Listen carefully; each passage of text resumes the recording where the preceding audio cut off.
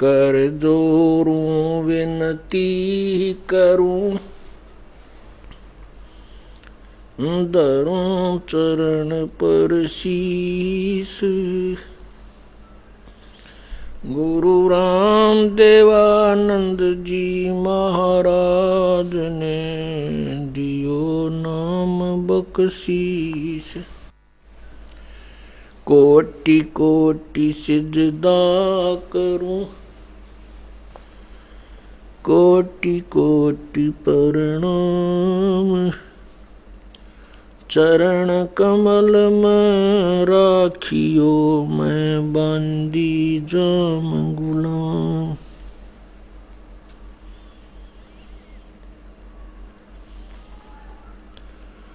जय इब कै सतगुरु मिले, सब दुख आखूं रो।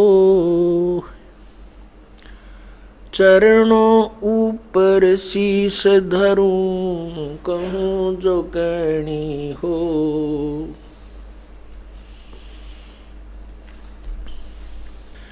गुरु जी तुम ना भूलियो, चाहे लाख लोग मिल जाएं। हमसे तुमको बहुत है, तुमसे हमको नाई। तुम्हारे विसारे क्या बने, मैं किसकी शरण में जाऊं। शिव बिरंच मुनि नारदा, तिनके हृदय न समाऊं। अब गुण किए तो बहुत किए, करत न मानी हारे। बावे बंदा बख्श दियो, बावे गर्दन उतारे। अब गुण मेरे बाप जी, बख्शो गरीब नवाज। जो मैं पूत कपूत हूँ, बोर पिता को लाज। मैं अपराधी जन्म का, नक्सक भरे विकार। तुम दाता दुख भंजना, मेरी करो संभारे। कुत्ता तेरे दरबार का, मोतिया मेरा नाम। गले प्रेम की जेवड़ी, जहाँ खेचो वहाँ जाऊं मैं। तो करो तो बावड़ू, दूर दूर करो तो जाऊं। जो राखो तो ही रहूं, जो देवो सो खाऊं। परमपिता परमात्मा, सारी सृष्टि के रचनहार कुल मालिक, कबीर देव, कबीर परमेश्वर, कबीर साहिब,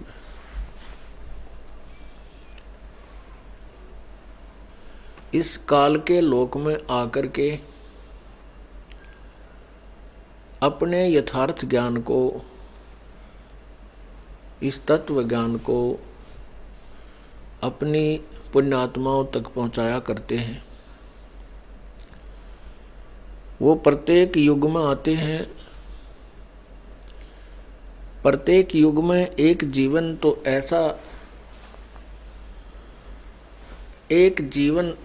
ऐसी लीला करते हैं जैसे एक मानव जीवन पूर्ण रूप से बचपन से लेकर वृद्ध अवस्था तक की भूमिका वो करते हैं। उस दौरान वे एक अच्छे भक्त, वास्तव में भक्त के क्या गुण होते हैं, कितनी आधीनी उसमें होनी चाहिए, परमात्मा के रजा में संत भक्त को किस प्रकार प्रसन्न रहना चाहिए, वो भूमिका वो स्वयं ही करते हैं।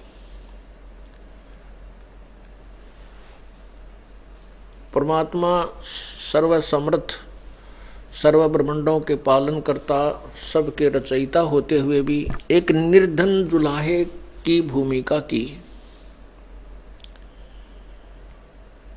और कपड़ा बुनते थे। जैसे एक सामान्य जुलाहा जो कार्य करता है और एक अति निर्धन व्यक्ति जिस प्रकार रहता है, वो भूमिका करके ये सिद्ध किया कि ऐसे परमात्मा पाया जा सकता है। परमात्मा प्राप्ति के लिए न तो बड़ा सेठ होना ही आवश्यक है, न ही किसी राजा के घर जन्म लेना ही आवश्यक है, और न ही किसी उच्च, जैसे हम अपनी बनाई हुई अपनी अज्ञानता वश हम ऊंची और नीची जातियां जो बना लेते हैं, उन उच्च जातियों में भी जन्म उन ही उच्च जातियों में ही जन्म मात्र से जी परमात्मा प्राप्ति नहीं। परमात्मा प्राप्ति मानव जीवन हो, परम संत उसे मिल जावे, चाहे वो राजा है, चाहे रंक है, सेठ है या निर्धन है, वो चाहे ब्राह्मण है चाहे शूद्र है, जो परमात्मा की प्रत्येक मर्यादा को निभाता हुआ और संत अपने गुरुदेव की आज्ञा का पालन करता हुआ सतभक्ति करता है, तो दोनों की, उन सभी की मुक्ति संभव है। अन्यथा चाहे को कितनी उच्च जाति में उत्पन्न हो, चाहे वो कितनी निम्न जाति में उत्पन्न हो, चाहे कोई सेठ बना हो, चाहे कोई निर्धन हो, परमात्मा प्राप्ति नहीं हो सकती। जिनको तत्व ज्ञान नहीं मिला, परम संत नहीं मिला।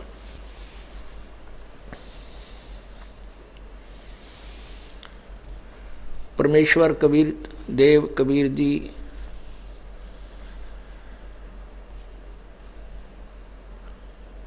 उन अज्ञानी संतों के द्वारा फैलाए उस अज्ञान को समाप्त करने के लिए अपना तत्व ज्ञान प्रचार किया करते थे। वो हिंदू तथा मुसलमान दोनों को ही समझाया करते थे। जनसाधारण तो मानने को तैयार होता है, लेकिन ये स्वार्थी गुरु ऋषि भय ऋषि ये अपनी महिमा के भूखे धर्म की आड़ में अपनी दुकान चलाने के कारण वे यथार्थ ज्ञान को जनसाधारण तक नहीं जाने देते। उसका भयंकर परिणाम आज तक हमें भोगना पड़ रहा है।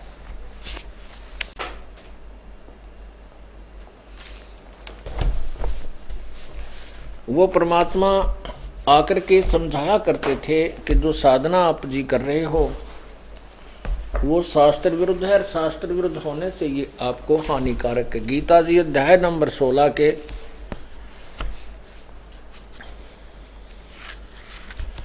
श्लोक नंबर 23 में कहा कि शास्त्र विधि को त्याग कर जो मनमानी साधना करते हैं, अर्थात मनमानी पूजा करते हैं, उनको कोई लाभ नहीं होता।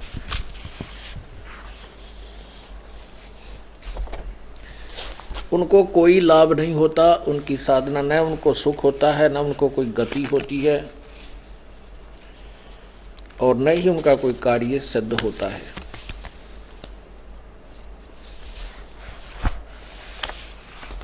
परमात्मा वही ज्ञान जो वेदों और गीता जी में लिखा है अपनी साधारण भाषा में सुनाया करते थे। लेकिन उन स्वार्थी लोगों ने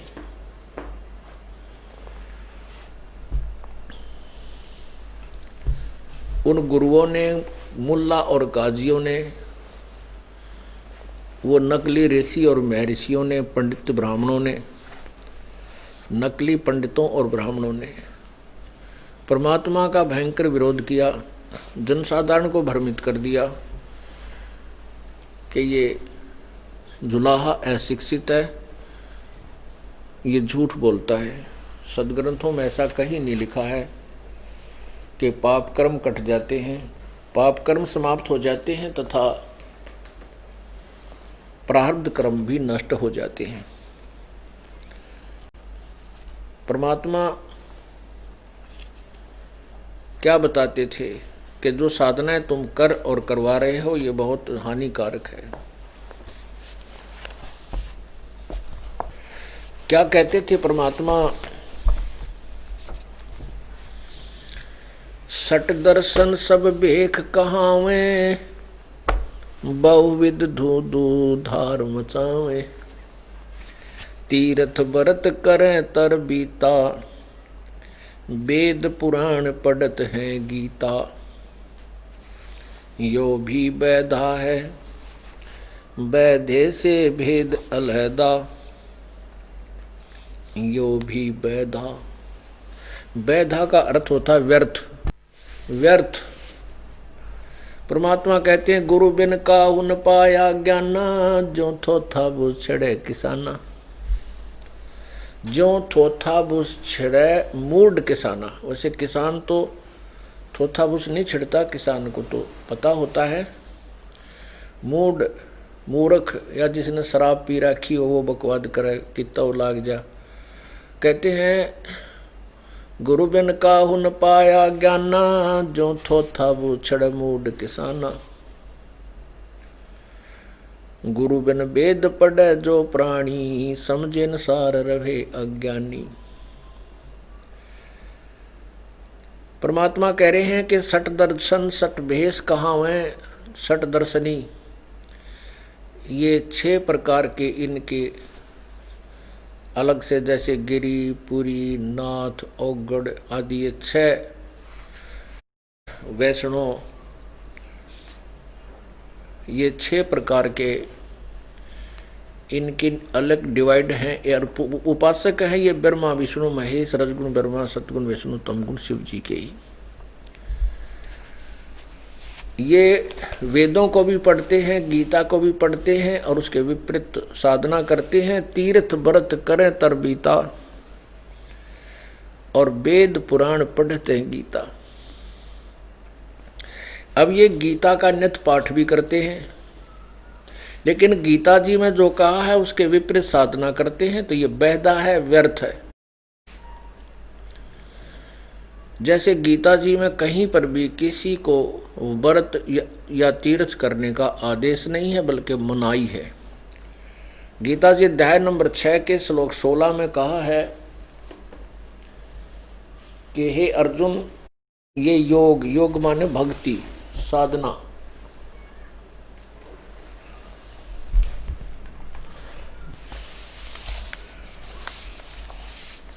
गीता जी अध्याय नंबर 6 के श्लोक 16 में कहा है कि अर्जुन, यह योग अर्थात ये साधना जो भक्ति, न तो अधिक खाने वाले की और न बिल्कुल न खाने वाले की। बिल्कुल न खाना, व्रत रखना यानी उपवास रखना,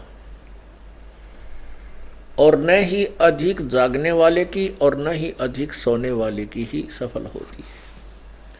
कहने का भाव ये है कि न तो ज्यादा खाना खाने वाले का भजन सिमरण बनेगा, क्योंकि ज्यादा खाना खा लेगा, नींद आओगी, अंगड़ाइयाँ टूटेंगी, जमाई आओगी, फिर चत जाओगा, सो जाओगा अनाज के नशे में।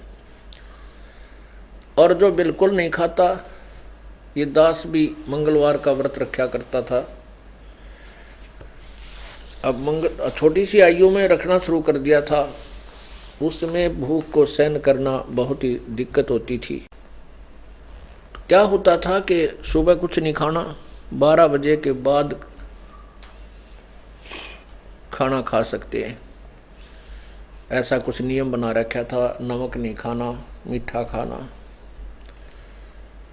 तो 12 बजे के पहले तो 12 मुश्किल तो बज जाया करते, और उस समय हनुमान जी याद ना आते थे, केवल रोटी याद आती थी। कद 12 बज जाए रोटी खाओ, यानी कुछ चूरमा चारमा बना दें घर के तो बढ़िया है, ना कोई गुड़ की डली के साथ रोटी खानी होती थी। तो कहने का भाव यह कि उस भूखे मरते भगवान याद कमाओ था, रोटी गणी, उस अनाज का यानी खाने का सिमरन गणा होता था। ऐसे जन्माष्टमी का व्रत रखा करते, कृष्ण जी ने याद ना करा करते, चांद ना निकला नू खड़े होकर देखा करते, चांद ना निकला, चांद निकले पाछा रोटी, मतलब इतना भूख मर लेती है, इतना खाया जाता, फिर पड़ के सो जाते। ये साधनाएं थी, ये व्यर्थ थी। यही पवित्र गीता जी कह रही है। गीता जी अध्याय नंबर 6 के श्लोक 16 को देखिए। ये देखिएगा, श्रीमद् भगवत गीता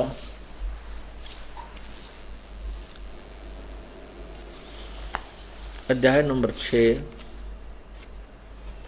और श्लोक नंबर 16। हे अर्जुन, यह योग अर्थात भक्ति न तो बहुत खाने वाले का और न बिल्कुल न खाने वाले का, तथा न बहुत सैन यानी सोने वाले का स्वभाव वाले का, और न ही सदा जागने वाले का ही सिद्ध होता है।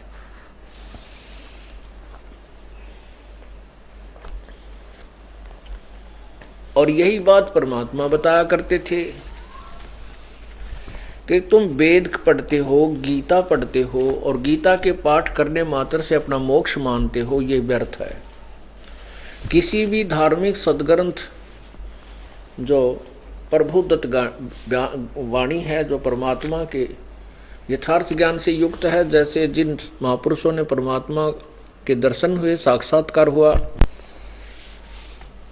उनकी अमृतवाणी आदरणीय धर्मदास साहिब, आदरणीय गरीबदास साहिब, आदरणीय दादू साहिब, आदरणीय मलुकदास जी साहिब, आदरणीय नानक जी साहिब आदि आदि महापुरुषों की वाणी, ये वो वाणी है जो परमात्मा के दर्शन के उपरांत जो बोली गई है। तो उनके वचन में शक्ति होती है, उस वाणी में के पढ़ने से हमें ज्ञान यज्ञ का पुण्य मिलता है, फल मिलता है। ऐसे ही वेद ये परमात्मा के द्वारा दिए हुए हैं और ब्रह्म ने आगे इनका ज्ञान अपने वंशजों को दिया है, ब्रह्मा विष्णु महेश आदि। और ब्रह्म ने ही अर्थात काल ने ही गीता जी का ज्ञान श्री कृष्ण जी में प्रवेश करके बोला है। श्रीमद् भगवत गीता जी और चारों वेद, चारों पवित्र वेद और पवित्र अमृतवाणी उन महापुरुषों की जो अभी जिनके नाम गिनाए, इनके पाठ करने मात्र से केवल एक ज्ञान यज्ञ का फल मिलता है। और यज्ञ क्या होती है? यज्ञ तो इतना काम करती है जैसे खेत में गेहूं बीज दिया और उसमें खाद और पानी जब डाला जाता है तो वो फसल प्रफुल्लित होती है, परिपक्व होती है, उसका लाभ मिलता है। अब कणक बोई नहीं, गेहूं बोया नहीं और खाद और पानी डालते रहे तो क्या मिलेगा? अड़ंगा पैदा हो जाएगा, उसमें कुबाड़ खरपतवार। तो ऐसी साधना हम कर रहे थे और गेहूं के स्थान पर हमने भांग बो दी, अर्थात यथार्थ भक्ति सतनाम ना जाप किया, अन्य जाप करते हैं, उनसे सिद्धियां आ जाती हैं। जैसे किसी भी सदग्रंथ के एक श्लोक की आवृत्ति करने से उससे कुछ सिद्धियां आ जाती हैं और ज्ञान यज्ञ का फल मिलता है, बस मोक्ष नहीं। जैसे ही अनाड़ी लोगों ने ब्रह्म गायत्री मंत्र बना रखा था, यजुर्वेद अध्याय नंबर 36 के मंत्र 3 को इन्होंने वेदों में तो देखा नहीं, ऐसे ही किसी इधर उधर से कहीं की ईंट कहीं का रोड़ा इकट्ठा करके और बता दिया कि ये गायत्री मंत्र है। अब यजुर्वेद अध्याय नंबर 36 का 3 जो मंत्र है वो है ओम। ओम नहीं है उसके अंदर अक्षर, भूर भवः स्वः तत्व सवितुर्वरेण्यम भर्गो देवस्य धीमहि धियो यो न प्रचोदयात् है। इसके साथ ओम मंत्र नहीं है, आप देखिए अपनी आंखों से। यह है यजुर्वेद, ये महर्षि दयानंद सरस्वती द्वारा अनुवादित, और ये कहाँ से प्रकाशित है? प्रकाशक है सार्वदेशिक आर्य प्रतिनिधि सभा 2/5 महर्षि दयानंद भवन, रामलीला मैदान, नई दिल्ली। इसके प्रश्न नंबर 1155। ये अध्याय है 60 अध्याय 60 30 अध्याय 60 30 माने 30 6 36 36वां अध्याय है ये। इसका ये तीसरा मंत्र है, ये वाला, ये तीसरा मंत्र है। इसमें लिखा है, ये तीसरा मंत्र है, ये तीसरा मंत्र है, ये वाला। इसमें लिखा है ओम शब्द नहीं है इसके साथ, बिल्कुल भी ये कहीं भी नहीं है। ये यहाँ केवल भूर भवः स्वः तत् सवितुर वरेण्यम भर्गो देवस्य धीमहि धियो यो न प्रचोदयात्। तो इसके साथ, वैसे इसका अनुवाद देख स्वामी जी ने कैसा किया है, आपको अनुवाद दिखा दें कि ये कितने ज्ञानी थे इस महर्षि दयानंद। देख, यही 155 पर ये केवल यहाँ संस्कृत है, यहाँ अनुवाद किया स्वामी जी ने, अनुवाद किया 156 पे।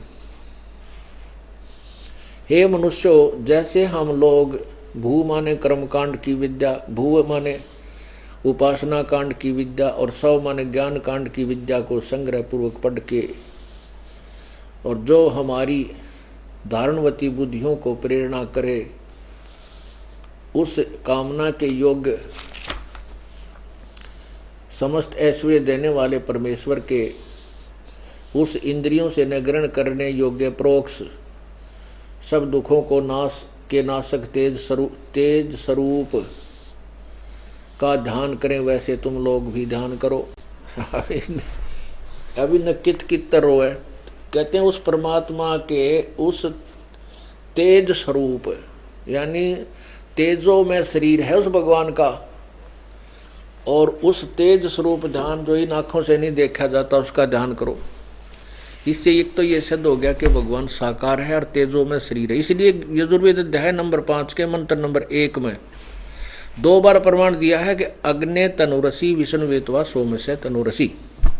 अग्नि माने तेजो में शरीर युक्त परमेश्वर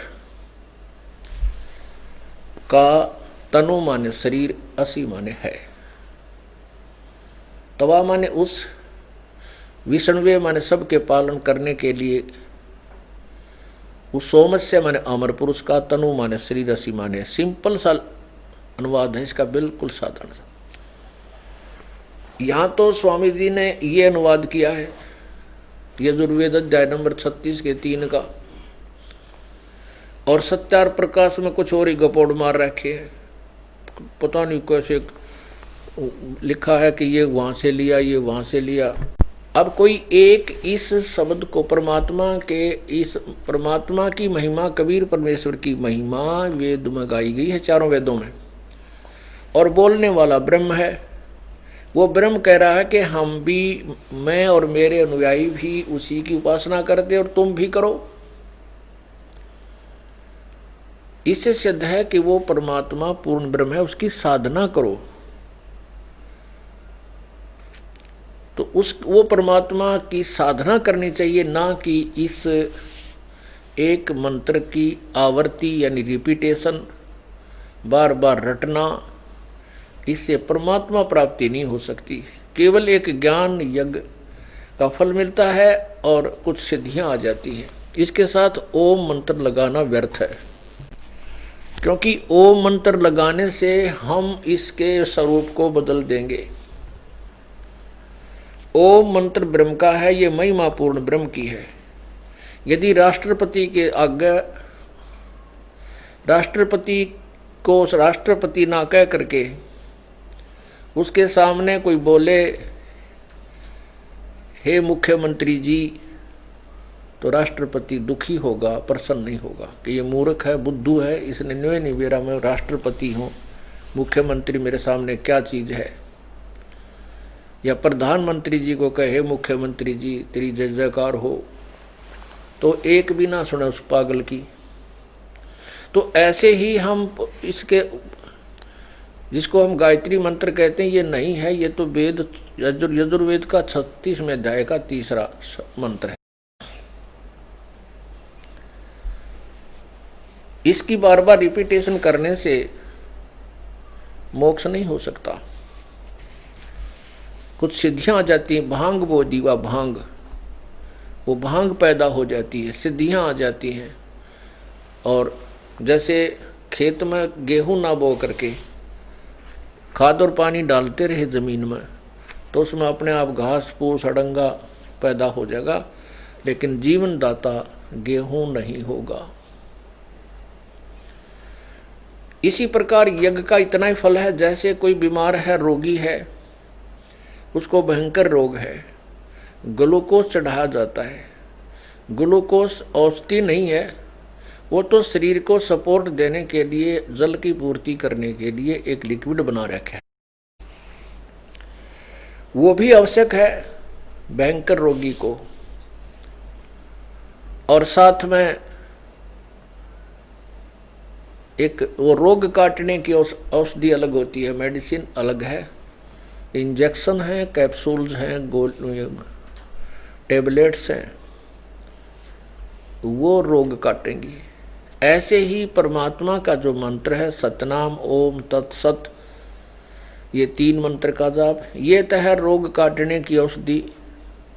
और ये यज्ञ धर्म, ये 5 यज्ञ यहाँ की करवाई जाती हैं आपसे। एक यज्ञ है धर्म की, दूसरी यज्ञ है ध्यान, तीसरी यज्ञ हवन की, चौथी यज्ञ प्रणाम, 5वीं यज्ञ ये ज्ञान की है।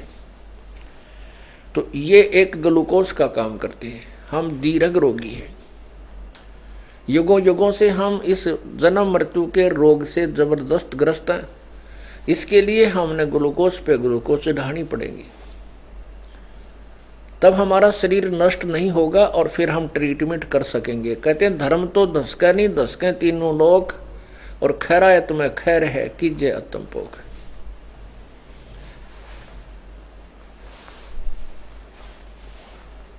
तो इस प्रकार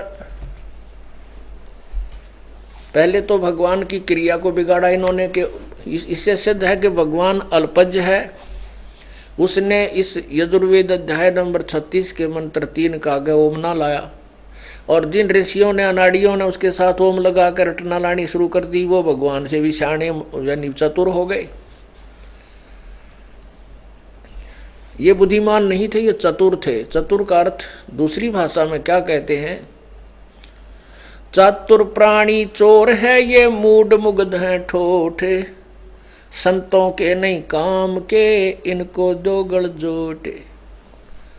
चतुर प्राणी तो वो है जो गलत साधना पर आरूढ़ किए हुए हैं, गलत सत ज्ञान भर के उनके बना करके अपनी पुस्तकें बना दी, जनसाधारण को गुमराह कर दिया। वो तो चातुर प्राणी थे, वो चोर थे, वो वेदों और गीता के विरुद्ध ज्ञान देते रहे। अब परमात्मा कहते हैं कि साक्षात जो देख करके भी प्रमाणों को नहीं मानते वो मूढ़ हैं। तो चातुर प्राणी चोर हैं, ये मूढ़ मुग्ध हैं ठोठ, ये मारे नहीं काम के, ये तो वहीं मरे रहे उनके पास ही, उनके इनके दोनों के दे गड़जोट। अर्थात जैसे एक पशु ने दूसरे पशु का बांध दिया करे ना, वो धक्के खाए जाए, एक जगह जाए तो उधर ना भागे और को ना सतावें। तो कहते हैं वो अज्ञानी जो प्रमाण देखकर भी ना मानते, उन्हें नाड़ियाँ के पास बैठे हैं, उन्हीं को गुरु मानने बैठे हैं, उनके अंदर 100 त्रुटियाँ देखकर उनके विचारों में, उनके व्याख्या में, और फिर भी नहीं मानते, वो मूढ़ हैं। कहते वो तो वही मरे रहे। और वो चातुर प्राणी चोर हैं, वो चोर हैं, वो अपनी चोरी को छुपाए बैठे हैं, वो प्रत्यक्ष नहीं होने दे रहे, छुपाते रहते हैं। तो यहाँ कहते हैं सट दर्शन सट भेष कहावे, धू धू बहुविध धू धू धार मचावे। तीर्थ व्रत करें तर बीता, वेद पुराण ये पढ़त है गीता, ये भी बैदा है बैदे से भेद अलैदा, ये भी बैदा।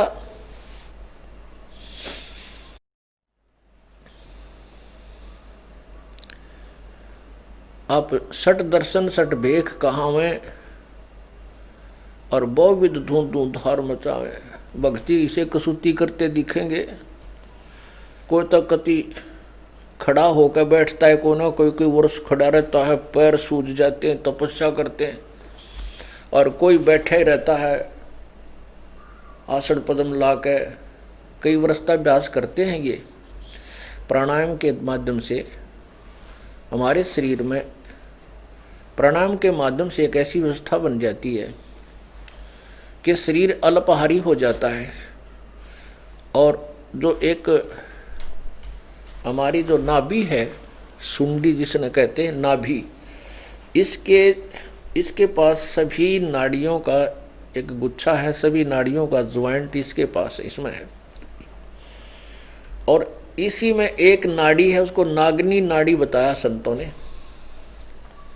वो नाड़ी क्या किए हुए है कि इनके जो आकर के सबका समूह वहाँ कनेक्ट होता है, उन सभी नाड़ियों के ऊपर एक नाड़ी और है, वो उनको ऐसे लपेटा लगाए हुए है जैसे स्प्रिंग लगा दिया जाता है। उसके ऐसे 2.5 लपेटे हैं, 2.5, 2 पूरे और तीसरा आधा, और आधा फिर आगे वो ऐसे खड़ा है,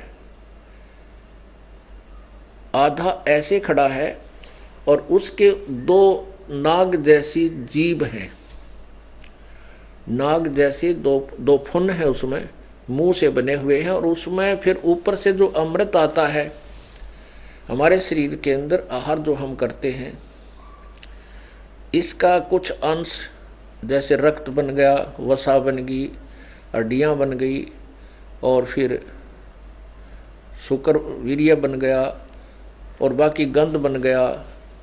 ऐसे इसी प्रकार इसी में से कुछ अमृत बनता है।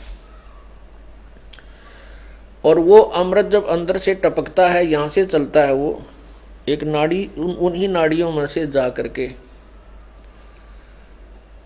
और उन नाड़ियों के साथ से जाती है। वो उसकी जीभ उसके लपेटे से बाहर है, तो वो ऊपर सीधी जा करके वो टपकता है, नाभि के ऊपर टपकता है, लेकिन नाभि तक नहीं जाने देती। वो जो नाड़ी है, सर्पणी नाड़ी जिसको बोलते हैं, वो उसको चूसती रहती है उस अमृत को। तो उस अमृत को वो पी जाती है, शरीर तक नहीं जाने देती। अभ्यास से क्या किया जाता है कि वो साधक पहले हजारों वर्षों तक इसी आधार से बैठते थे। पहले कई वर्षों तक, तो सैकड़ों वर्ष तो वो इस नागनी वाली नाड़ी को सेट करते थे। जैसे प्राणायाम ये क्या है, श्वास के द्वारा खड़ी है, क्योंकि ये शरीर हमारा पवन से चल रहा है, वायु से चलता है। तो जब हम श्वास की क्रिया को कम कर देते हैं, प्राणायाम के माध्यम से श्वास रोकने की अत्यधिक अभ्यास जब हो जाता है, तो वो नाड़ी जो ऐसे खड़ी थी, वो जो ऐसे खड़ी होकर के और उस अमृत को पिया करती थी, वो ऐसे नीचे को मुंह हो जाता है, वो ऐसे लटक जाती है, और अमृत फिर सीधा वहाँ गिरना शुरू हो जाता है नाभि में। और नाभि से वो अमृत एक ही टपका होता है जो पूरे शरीर को कई दिनों तक तृप्त रखता है। वो ऐसा पदार्थ है। तो ये योगी पुरुष ऐसा ही किया करते थे। पहले तो कई वर्षों तक 5, 10, 15 वर्ष जंगल में चले जाते, ये अभ्यास करते, फिर अल्पाहारी हो जाते थे। तो उनको देखकर फिर वो क्या कर सोचते थे कि अब तुम बिल्कुल परिपक्व हो गए हो, तुम्हें भूख की आवश्यकता नहीं, प्यास लगती नहीं। उसी को वो अपनी उपलब्धि मान लेते थे, क्योंकि उनके पास सत्यनाम नहीं था, मोक्ष मंत्र नहीं था। इसलिए वो साधना तो इतनी जबरदस्त करते दिखा करते थे, परंतु वो अपना जीवन बर्बाद करते थे। डेम्ब करें डूंगर चढ़े ये अंतर झीनी झूले, जग जाने बंदगी करें ये बोवें सूल बबूले। जैसे एक श्रृंगी ऋषि था, उसने यही अभ्यास किया कई वर्षों तक। फिर वो अयोध्या के जंगल में बिल्कुल निकट से आकर के बैठ गया और सारा दिन मैं एक बार वृक्ष की छाल को ऐसे जीभ लगाता था, सारा दिन तृप्त रहता था। इस बात का ज्ञान वहां के नगर निवासियों को पता हुआ और आंखें नहीं खोलता था वो। तो इस प्रकार देखा कि भाई 1 दिन हो गया, 2 दिन हो गए, 3 दिन हो गए, 10 दिन हो गए, 1 महीना हो गया। लोग छुप छुप कर देखने लगे, ये कहीं रात को खाता तो नहीं है, उठ के कहीं जाता तो नहीं है। जब पूर्ण रूप से स्पष्ट हो गया कि ये तो उठता ना, कोई फ्रेश होने जाता है, ना आहार करता है, ना उठता है, आंखें भी नहीं खोलता है, ओहो हो वे साधु गए तो कमाल है, चाड़ा है। ऐसे नाटककारों की, ऐसे नकली ऋषियों की इतनी महिमा बन गई है, सारा नगर देखने जाता है। राजा दशरथ के महल तक भी बात पहुंच गई। उनकी एक लड़की थी जो कौशल्या से उत्पन्न थी, उसके बाद राजा के कोई संतान नहीं थी। बाद में फिर एक पुत्रोष्टि यज्ञ किया गया था, जिसकी आहुति श्रृंगी ऋषि ने ही डाली थी। बाद में जब उनके 4 लड़के हुए थे, तो कहने का भाव है कि वो लड़की जो राजा दशरथ की लड़की थी, वो भी अपने सहेलियों के साथ उस संत को देखने गई।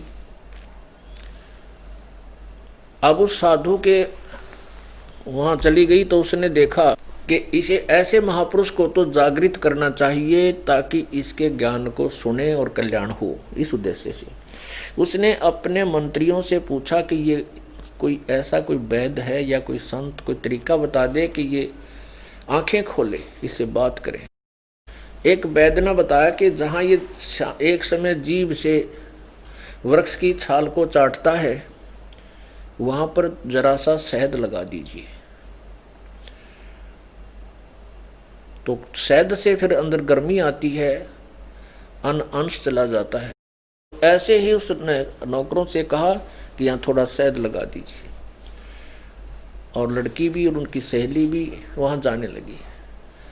पहले दिन ऋषि प्रतिदिन एक बार जीभ लगाता था, उस दिन शहद के ऊपर उसने 2-3 बार चाटा, आनंद आया। दूसरे दिन और कई बार चाटा, तीसरे दिन तो उसने आँख खोल ली और भोजन बनाकर ले जाते थे प्रतिदिन। उस दिन उनको खीर आदि खिलाया। 1 हफ्ते के बाद महात्मा जी फिर हो गया तगड़ा, खा खू कर टिकड़ खाकर रोट हो गया ठीक। तब उससे प्रार्थना की कि स्वामी जी, राजा दशरथ से कहा कि ऐसे महापुरुष को तो अपने घर लाना चाहिए, इसके उपदेश सुनने चाहिए। तो वहां उसको ले गए। कुछ दिनों के बाद उस राजा दशरथ की पुत्री और उस श्रृंगी ऋषि का मिलन हो गया। उन्होंने आपस में लव मैरिज कर ली। अब यहाँ बात अड़गी कि भाई अब अक्षत्रिय ब्राह्मण इसका शादी करा तो हमारी बेइज्जती हो। फिर किसी और राजा को वो गोद दे दी लड़की। कहने का भाव ये है कि इसको आगे ना बढ़ा करके वो श्रृंगी ऋषि जी ने उस लड़की से शादी की, और पहले के दिखाई देता जानो भगवान पा लिया। परमात्मा कहते हैं, उसी का प्रमाण दे रहे हैं कि सट दर्शन सट भेष कहावे, बहुविध धूं धार मचावे। नाना प्रकार से क्रिया करके दिखाते हैं, धूं धार मचा रहे हैं, नहीं डूंडा ठा रहे हैं भक्ति का। वेद पुराण तीर्थ व्रत करें तर बीता, वेद पुराण पढ़ते हैं गीता। ये भी वेदा है, व्यर्थ है।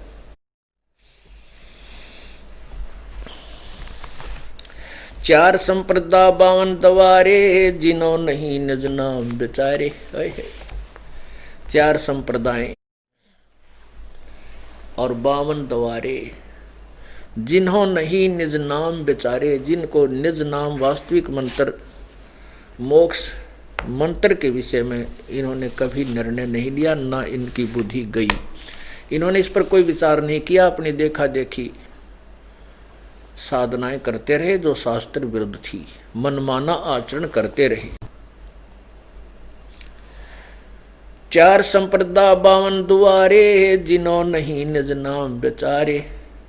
माला गाल हुए हैं मुक्ता, ये सटदल उवा बाई बकता। ये माला गल में डाल लेते हैं, क्योंकि अब जैसे पुण्यात्मा ये है तो सच्चा, जो सत भक्ति भी ऐसे ही होती है, नकली भी नहीं करने लगे। अब माला गल में डालने मात्र से मोक्ष नहीं है, ये तो दिखावा मात्र है। अब जैसे हमारे भक्त भी इस माला का सहयोग लेते हैं, और इस माला को जेब में डाल लो, चाहे को थैली बना कर उसमें डाल लो, भक्ति का जब निकाल लो, सिमरण करें। या क्या करते थे कि गले में डाल लेते थे। अभी अच्छा स्थल है यहाँ पर, अंदर कमीज के नीचे के, और भक्ति करा जब अपने निकाल के मंत्र सुमन करने लग जाते हैं, कोई बुरी बात नहीं। लेकिन जो माला गले में डाले हुए होता था उसको सब भगत मानते थे, संत मानते थे, उसका सत्कार करते थे, उसको प्यार देने लगे। तो फिर नकली लोगों ने वो सत्कार पाने के लिए और रोजी रोटी चलाने के लिए और अपना पैसे ऐंठने के लिए फिर पूजा शुरू होगी उनकी, तो गल में माला गालनी शुरू करती। जिसने एक माला डाल रखी है उसका सब सत्कार करने लगे, उसको संत भगत मानने लगे। ऐसे देखा देखी फिर को दो माला डाल ले, उसका और घना सत्कार होने लग गया फिर तक, क्योंकि बात बिगड़ती चली जाती है, ज्ञान छा जाता है। केवल ये रह जाती है इसने माला पहन रखी है तो भगत है, आज हमारा खाना खाओ, चलते हैं 10 रुपये पूजा दे दो।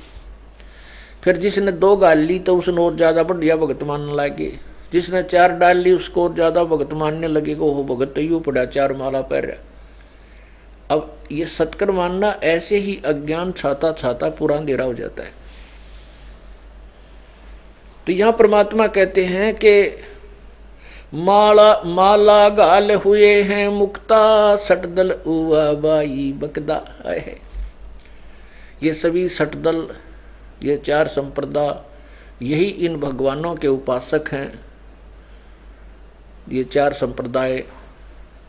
तो इनमें क्या है, ये ब्रह्मा विष्णु महेश के ही उपासक हैं। कोई ब्रह्म तक की साधना वेदों से ओम नाम लेकर के, और साथ में फिर ये हठ योग जो नहीं करना चाहिए इसका भी मिश्रण करके साधना करते हैं। और फिर क्या बताते हैं कि अभी प्रारब्ध लिखा तो भोगना ही पड़ेगा, ये तो कटा नहीं, ये तो दुख तुम्हारा बना ही रहेगा, भक्ति करो। अरे बड़े आदमियों, परमात्मा कहते हैं मासा घटे ना तिल बधे, विद ना लिखे जो लेख, और सच्चा सतगुरु मेठ के ऊपर मारे मेघ। ये तो सत्य है कि उस परमात्मा के लिखे हुए लेख को ये ना ब्रह्मा ना विष्णु ना शिव ना ब्रह्म ना परब्रह्म ना ये ऋषि ना संत कोई नहीं मिटा सकते।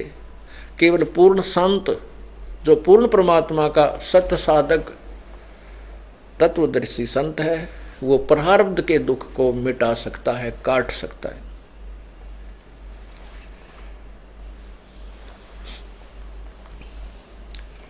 अब ये सटदल उवा बाई बकदा, उवा बाई क्यों बके, क्योंकि इनको यथार्थ ज्ञान नहीं है।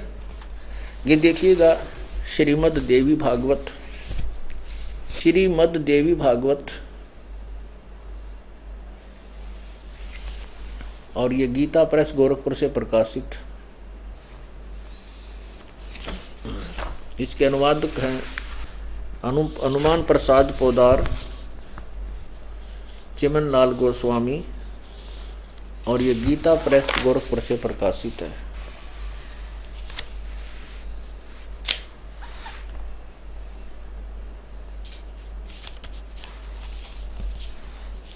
प्रकाशक में मुद्रक गीता प्रेस गोरखपुर, गोविंद भवन कार्यालय कोलकाता का संस्थान। इसमें देखिएगा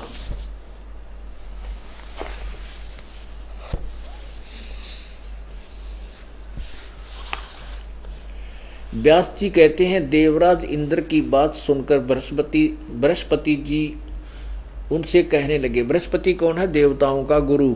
बृहस्पति जी कहने लगे कहने लगे कि प्रारब्ध कर्मों का अभाव बिना भोगे नहीं हो सकता। प्रारब्ध कर्मों का अभाव बिना भोगे नहीं हो सकता, यह स्पष्ट है। आर्य संपूर्ण देवता तुम्हारे सहायक हैं। तुम स्वयं भी बुद्धिमान हो, फिर भी जो होनी है वह होकर ही रहेगी, तुम इसे टाल नहीं सकते। आगे देखिए।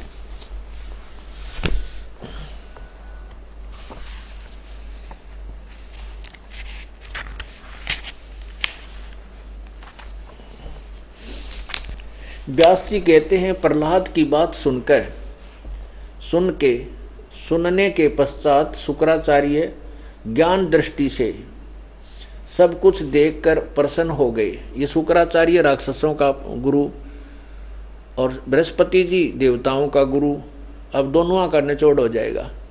अब प्रहलाद का गुरु बता रहा है। व्यास जी कहते हैं, प्रहलाद की बात सुनने के पश्चात शुक्राचार्य ज्ञान दृष्टि से सब कुछ देखकर प्रसन्न हो गए। उनका मुख मुस्कान से भर गया। उन्होंने दैत्यों से कहा, दानवों, तुम मेरे यजमान हो, तुम्हें न तो डरना चाहिए और न पाताल में ही जाना चाहिए। अपने सत मंत्रों से के प्रभाव से मैं तुम्हारी रक्षा कर लूंगा। धर्म के मर्मज्ञ महास्यो, प्राचीन समय में ब्रह्मा जी के मुख से मैंने जो बात सुनी है, ब्रह्मा जी भी यही कह रहे हैं, उसे बता रहा हूँ, सुनो। यह वचन बड़ा ही हितकर है, सत्य और अटल है। उन्होंने कहा कि होने वाली बातें अवश्य होकर रहती हैं। धरातल पर कोई भी ऐसा सुयोग्य पुरुष नहीं है जो प्रारब्ध को विफल कर बनाने में समर्थ हो सके। विपरीत समय के कारण इस समय तुम्हारी शक्ति क्षीण हो गई है, अतः एक बार तो तुम्हें देवताओं से परास्त होकर पाताल में जाना ही पड़ेगा। उस समय समय बदलता रहता है। कुछ ही दिन पूर्व तुम सम्राट रह चुके हो।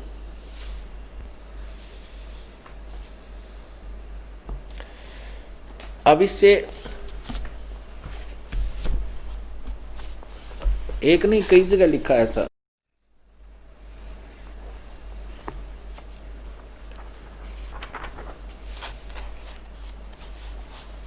ये देखिएगा, ये सकंद, छठा सकंद चल रहा है, छठा सकंद।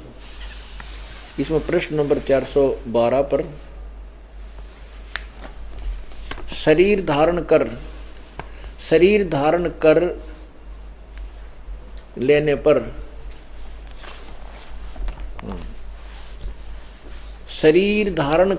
पर काल की प्रेरणा से कर्मों के कर्म चालू हो जाते हैं। प्रारब्ध कर्म उसे समझना चाहिए जिसका फल भोग लेने पर ही फिर कुछ शेष नहीं रह जाता। शरीर धारण कर लेने पर काल की प्रेरणा से कर्म चालू हो जाते हैं। प्रारब्ध कर्म उसे समझना चाहिए जिसका फल भोग लेने पर ही फिर कुछ शेष नहीं रह जाता। प्राणियों को प्रारब्ध कर्म अवश्य भोगना पड़ता है, इसमें कोई संशय नहीं है।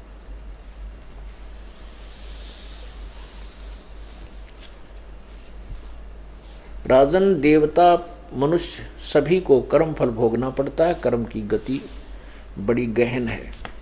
यह आपने 412 और 13 पर पढ़ा। ये आप 283 पर देखिए। ये सकंद 5वां है, आपको पहले सुना दिया लेकिन प्रश्न नहीं दिखा पाया था मैं। प्रारब्ध कर्मों का अभाव बिना भोगे नहीं हो सकता, यह स्पष्ट है। आर्य संपूर्ण देवता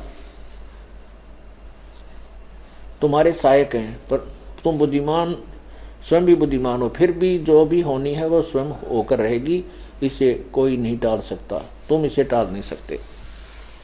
ये व्यास जी कह रहे हैं। ये 283 पर आपने देखा, अब 242 पर और दिखाते हैं।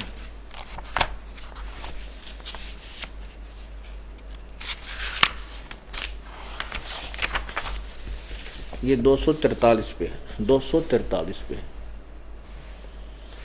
इस पे लिखा है, व्यास जी कहते हैं, प्रहलाद की ये बात सुनने के पश्चात शुक्राचार्य ज्ञान दृष्टि से सब कुछ देखकर प्रसन्न हो गए। उनका मुख मुस्कान से भर गया। उन्होंने दैत्यों से कहा कि दानव, तुम मेरे यजमान हो, तुम्हें न तो डरना चाहिए और न पाताल में जाना चाहिए। अपने सत मंत्रों के प्रभाव से मैं तुम्हारी रक्षा कर लूँगा। देखिए यही कितनी दोगली बात है इनकी। यहाँ तो कह रहे हैं शुक्राचार्य कि मैं तुम्हें पाताल नहीं जाना चाहिए, नहीं जान दूंगा, तो अपने मंत्रों से तुम्हें रक्षा कर लूँगा। आगे क्या कहता है, धर्म के मर्मज महाशो, प्राचीन समय में ब्रह्मा जी के मुख से मैंने जो बात सुनी है उसे बता रहा हूँ, सुनो। यह वचन बड़ा हितकर है, सत्य और अटल है। उन्होंने कहा था कि होने वाली बातें अवश्य होकर रहती हैं। धरातल पर कोई भी ऐसा नहीं, सुयोग्य पुरुष नहीं है जो प्रारब्ध को विफल कर बनाने में समर्थ हो सके। ए भगवान, ये सारे भांग पी के बोला करते, ऐसा मत लगे मैंने। ऊपर कह रहा है कि तुम घबराओ मत, तुमने पाताल नहीं जाना चाहिए, मैं तुम्हारी अपने मंत्रों से रक्षा कर दूंगा। ये तय रोजी रोटी अपने साथ लाए रहने के लिए बकवाद। और सच्चाई बता रहा है कि ब्रह्मा की ये बात अटल है, मैंने सुनी थी कि प्रारब्ध कर्म को टाला नहीं जा सकता, तुम पाताल जाओगे। और तेरा गजब हुई। सुनने वाले भी मेरे ख्याल शराब पी कर बैठते होंगे उसके पास, जब ऐसी तुरंत झूठ बोल रहा है। अब यहाँ क्या है कि हम ये गुरुजन इतने चतुर थे, शिष्यों को बांध दिया करते हैं कि गुरु की बात में कोई विक्षेप नहीं आना चाहिए, गुरु के वचन को मानना। जो सच्चाई तो यही है, मर्यादा यही है, लेकिन नकली गुरुओं पर लागू नहीं होती, उनके आदेश की पालन नहीं करना चाहिए। लेकिन वो बेचारे इतने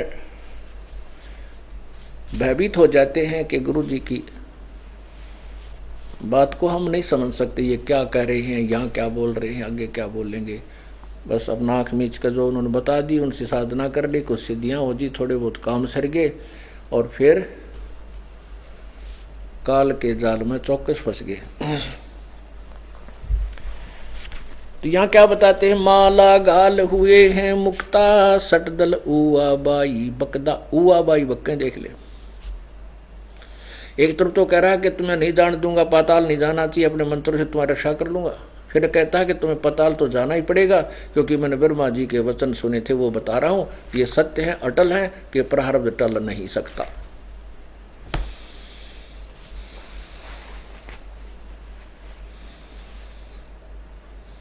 बैरागी बैराग न जाने, बिन सतगुर नहीं चोट निशाने। ओह, ये बैराग ले लिया, घर भी त्याग दिया, वो बैराग जानते ही नहीं।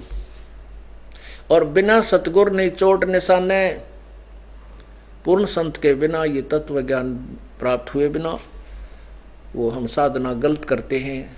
सत साधना नहीं हो सकती बिन सतगुर नहीं चोट निशाने, यानी ठीक ठिकाने की साधना परम संत के बिना नहीं हो सकती।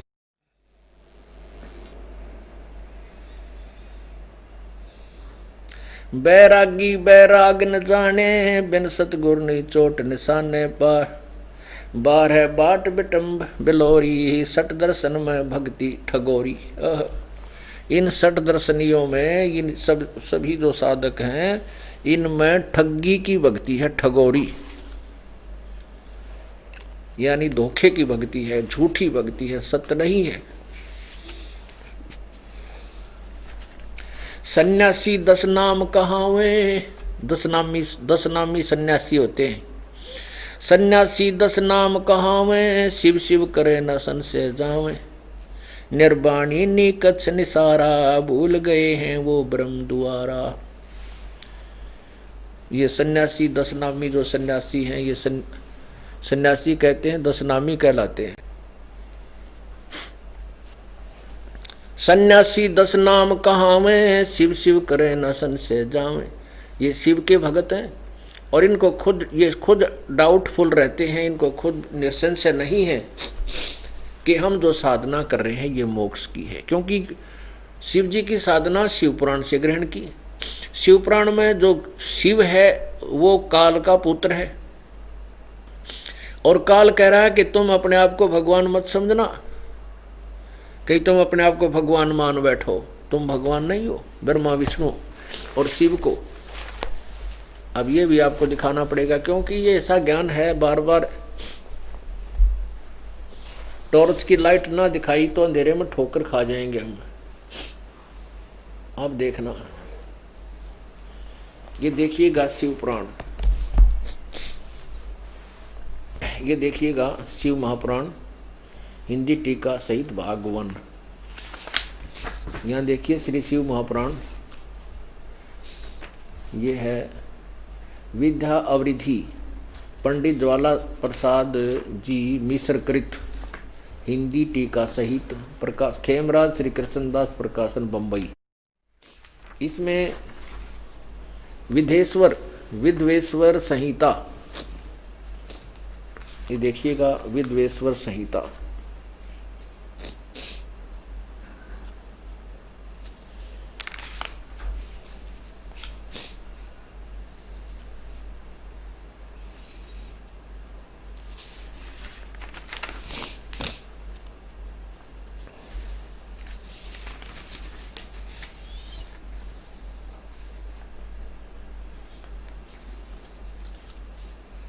ये देखिएगा विद्वेश्वर संहिता, ये है विद्वेश्वर संहिता, ये है विद्वेश्वर संहिता अध्याय 9 और प्रश्न नंबर 18 देखो।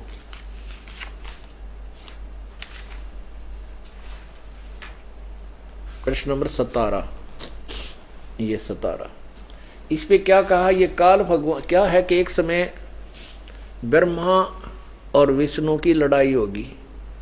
किस बात पर होगी? ब्रह्मा कहता मैं तेरा बाप, विष्णु जी कहता मैं तेरा बाप। इसी में है ये सारा विवरण। एक समय विष्णु जी, ये देखना, यह शिव पुराण विद्वेश्वर संहिता, विद्वेश्वर संहिता अध्याय 6 में लिखा है।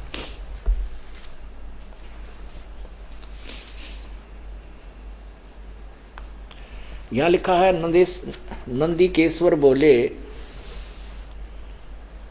हे योगिंद्र, आगे एक समय विष्णु भगवान से सैया पर अपने गरुड़ आदि पार्षदों से युक्त लक्ष्मी सहित शयन करते थे। उस समय ब्रह्मज्ञानियों में श्रेष्ठ ब्रह्मा जी, ओहो, ब्रह्मज्ञानियों में श्रेष्ठ ब्रह्मा जी, देखिए इसके वचन फिर आ गए। अपनी सब इच्छा से ही वहां आए, सब प्रकार सुंदर सेज पर शयन करते हुए कमल लोचन विष्णु जी से पूछने लगे,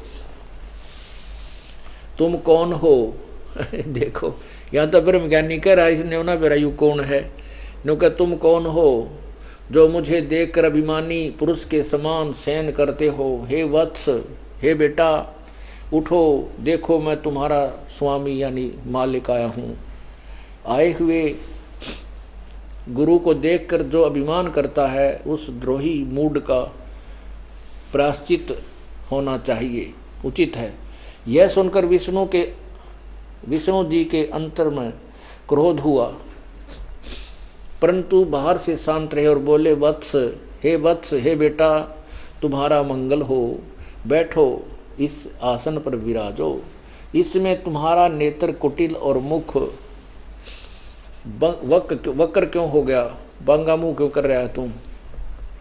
ब्रह्मा जी बोले, हे बेटा वत्स विष्णु, हे बेटा विष्णु, तुमको समय के प्रभाव से अभिमान है। हे पुत्र, मैं तुम्हारा रक्षक और जगत का पिता मैं हूँ। विष्णु जी बोले, यह तो सब जगत मुझ में सतीत है, तुम चोर के समान किस प्रकार अपना कहते हो? इस प्रकार तो इनका झगड़ा हो गया तो कहती हैं ये लड़न मरने तैयार हो गए। ये हमारे भगवान थे जिनकी हम पूजा किया करते थे, हम इनकी पूजा करा करते, ये हमारे भगवान थे। जैसे तीसरी कक्षा के बालक लड़ा करें, मैं तेरा बाप, उन्होंने कहा मैं तेरा बाप, वो उसका गला पकड़े दे मुक्का, फिर टीचर छुटावे कह दूसरे बालक छुटाया करें। ये बालका की तरह लड़े। ब्रह्मज्ञानी कह रहे हैं ये ब्रह्मज्ञानियों में महान, यहाँ के इसे ब्रह्मज्ञानी। ओए होए पुण्यात्माओं, जब आप सत्य से परिचित हो गए तो आप रोगे बैठ करके उन नकली ऋषियों, संतों, गुरुओं, ब्राह्मणों को, मुल्ला और काजियों को, जिन्होंने काल के दूत का पक्का रोल कर रखा है। यही सदग्रंथ पुराणों पर हम आश्रित थे। पुराणों के विषय में क्या लिखा, सच्चाई हमारे तक पहुंचाई नहीं तो वह गुरु नहीं थे।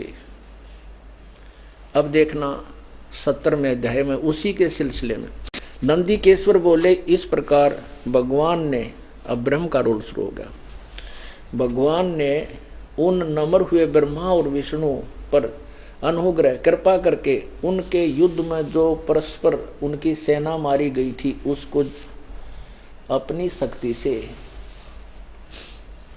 जीवा कर उठाया।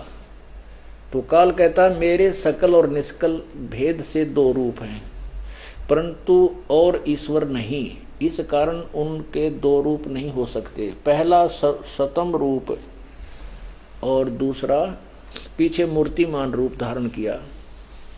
ये नंदीकेश्वर यानी वो बैल बोल रहा है। इसमें ब्रह्म रूप निष्फल या निष्कल है, ब्रह्म रूप निष्कल है और ईश्वर रूप सगुण है। मेरे ये दोनों रूप सिद्ध हैं, दूसरे किसी के नहीं। वो काल बोल रहा है और नंदीकेश्वर बता रहा है, हो सकते हैं इस कारण से तुम दोनों को अथवा दूसरों को ईश्वर तव की प्राप्ति नहीं हो सकती। तुमने जो अज्ञानता से अपने को ईश माना, भगवान मान लिया, यह बड़ा ही अद्भुत हुआ। इसके दूर करने को ही मैं रणस्थान में आया हूं। अब तुम अपना अभिमान त्याग कर मुझ ईश्वर में अपनी बुद्धि लगाओ। मेरे प्रसाद से लोक में सब पदार्थ प्राप्त होते हैं, प्रकाश करते हैं।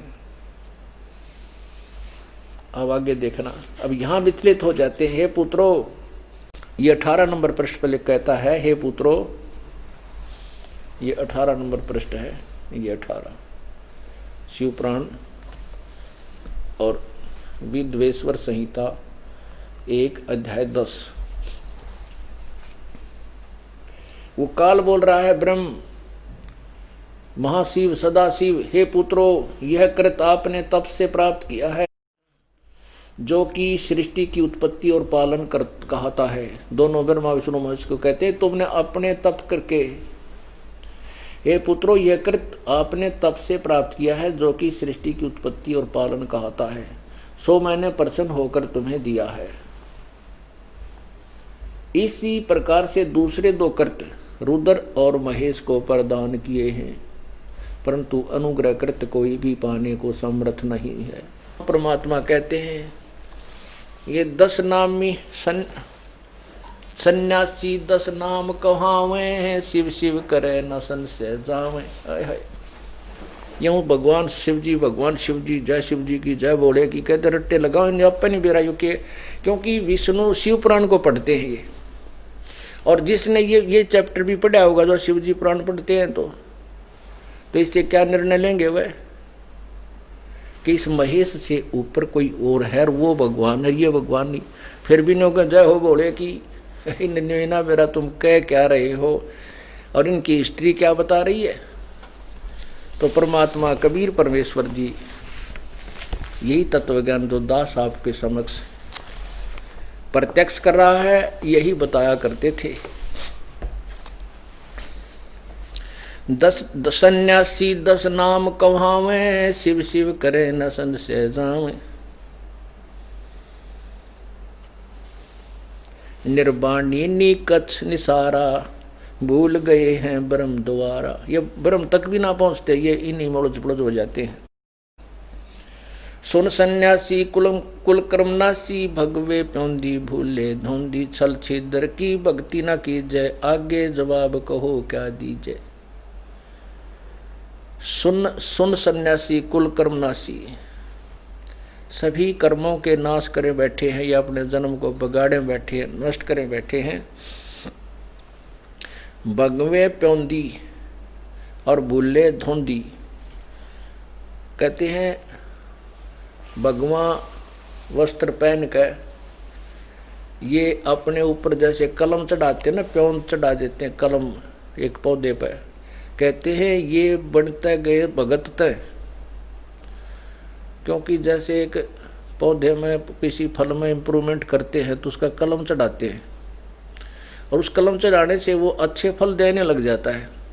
कहते हैं वो चढ़ा रहे हैं कलम अपनी तरफ से थे कि हम साधु बन गए। भगत से एक सिंपल मैन से लाल कपड़े पहन कर जटा वटा रखा के उन्हें प्योंद तो चढ़ा ली कि हम संत बन गए, लेकिन वह प्योंद कीकर की चढ़ा रहे हो, आंख कह कीकर की बोम चढ़ा दी। कहते हैं सुन सन्यासी कुल क्रमनासी, भग में प्योंदी भूले धोंदी, छल छिद्र की भक्ति ना कीजय, आगे जवाब कहो क्या दीजय। ये भी बैदा है बैदे से भेद अलहदा, यो भी बैदा। अपरमात्मा ये सभी ज्ञान सुनाया करते थे, और भोली आत्मा परमात्मा की तरफ में उसी दिन से भटक रही है जब से भगवान से दूर हुई है, क्योंकि उसको यहाँ आने के बाद इसको पता चल गया कि तू गलत फंस गई।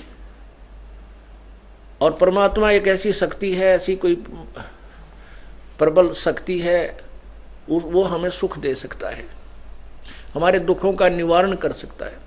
लेकिन इस काल ने अज्ञान के माध्यम से अपने नकली संतों ऋषियों और गुरु बना करके नकली भेज दिए।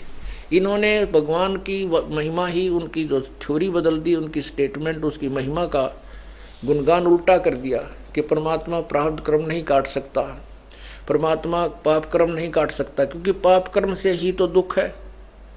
जैसे दवाई से रोग नष्ट नहीं हो सकता, तो क्या वो वैध हो सकता है? नहीं हो सकता। दवाई से रोग कटता है, इसलिए दवाई खाई जाती है। तो कहने का भाव ये है, परमात्मा की महिमा को सुनकर ये आत्मा शांत नहीं रहती, उसके पाने के लिए कहीं ना कहीं भटकती रहती है। और इन अनाड़ियों ने इतना सत्र गिरा दिया भक्ति का। एक समय काशी में, बनारस में इन स्वार्थी गुरुओं ने, हिंदू धर्म के गुरुओं ने एक ऐसी रोजी रोटी की ऐसी स्कीम बनाई। उन्होंने क्या किया कि भाई बनारस काशी में जो मृत्यु को प्राप्त हो जाता है वो सीधा स्वर्ग जाता है, और ये कहा कि मगहर जो मरता है, जो मगहर के में मुसलमान ज्यादा थे। और उन्होंने क्या बताया कि वहां भगवान शिव जी ने श्राप दे रखा उस पृथ्वी को कि वहां जो जिसकी मृत्यु होगी वो नरक गधा बनेगा।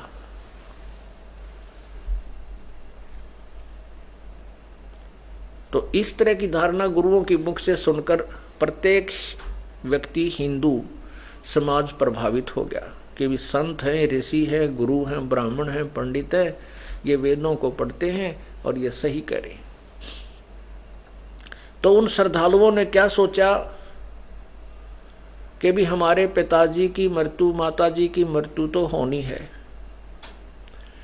इसको अपने गुरुदेव के पास कुछ दिन अंत समय में 1 वर्ष या 2 वर्ष वहां छोड़ देते हैं, ताकि हमारे माता पिता की गति हो जाए, हमारे माता पिता स्वर्ग प्राप्ति कर सकें।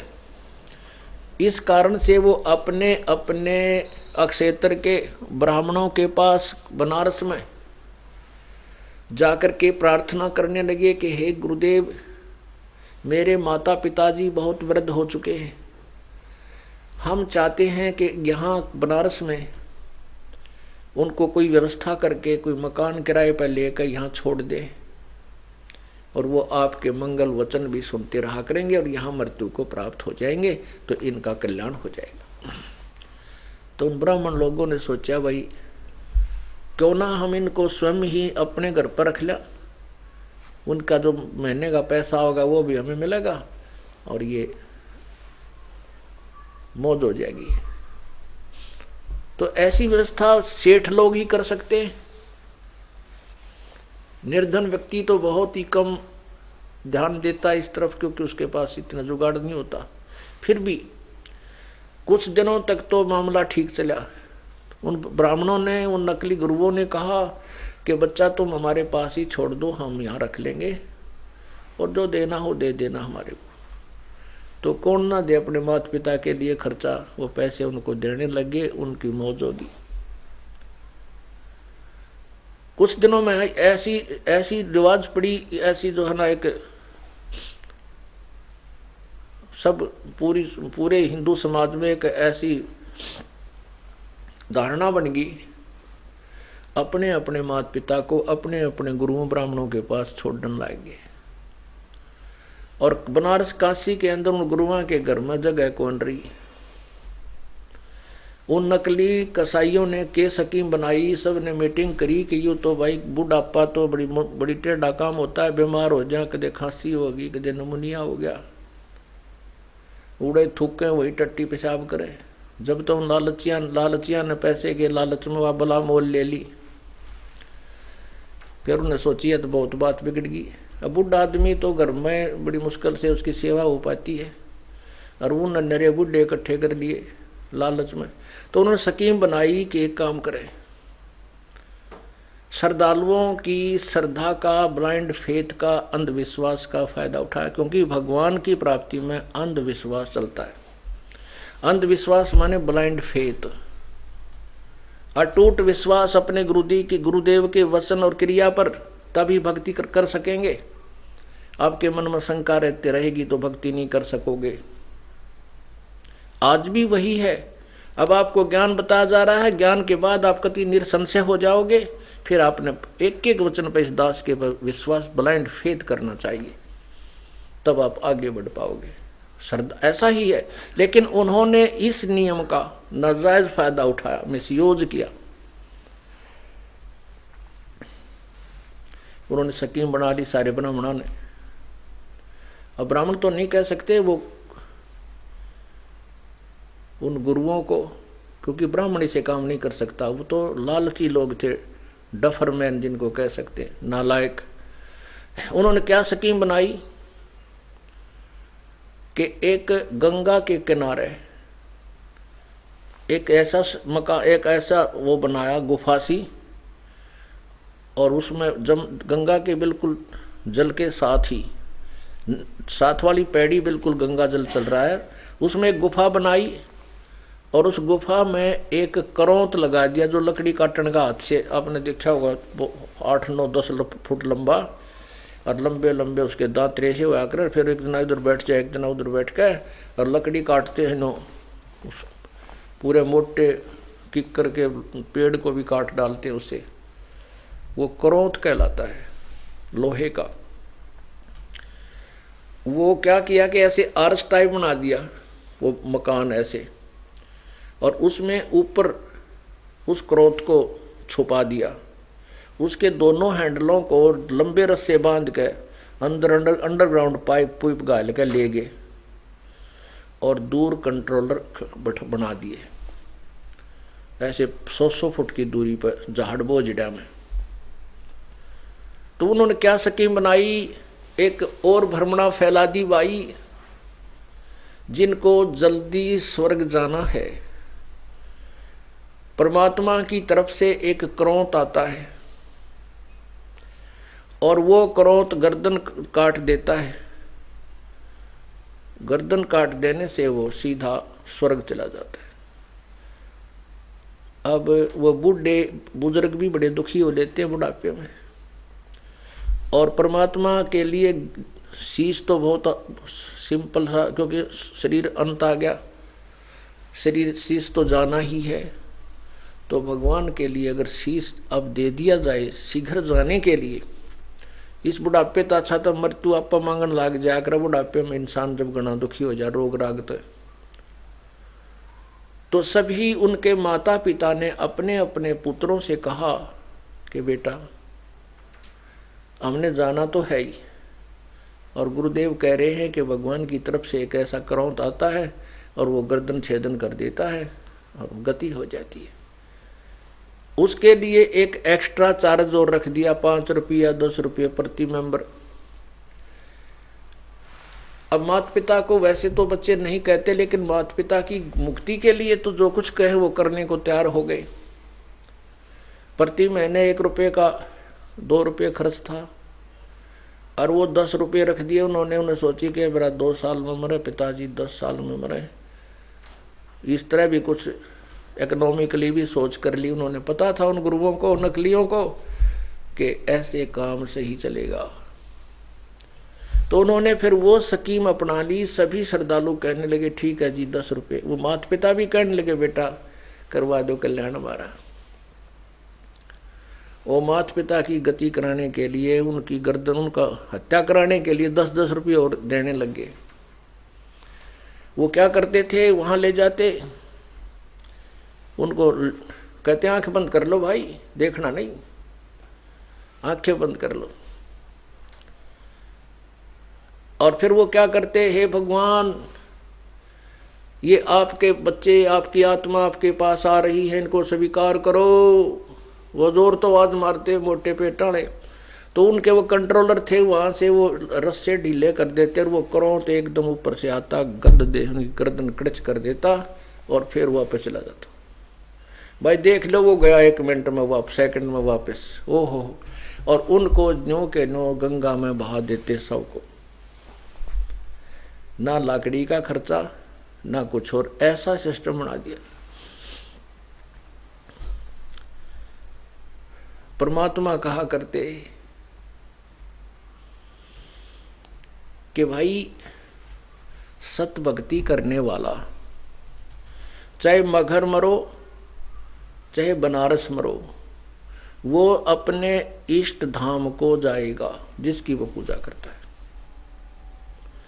और जो सच्ची, जो तुम ड्रामाबाजी कर रहे हो, साधना ठीक करते नहीं हो, तो ऐसे व्यक्ति चाहे मगहर मरे चाहे काशी, वो नरक में ही जाते हैं, वो गधे ही बनते हैं, उनका मोक्ष नहीं हो सकता। परमात्मा ने कहा कि हे मूर्खो, तुम इन भोली आत्माओं को बर्बाद मत करो। परमात्मा ने कहा कि मैं मगहर में प्राण त्यागूंगा, डंडोरा पिटवा दिया।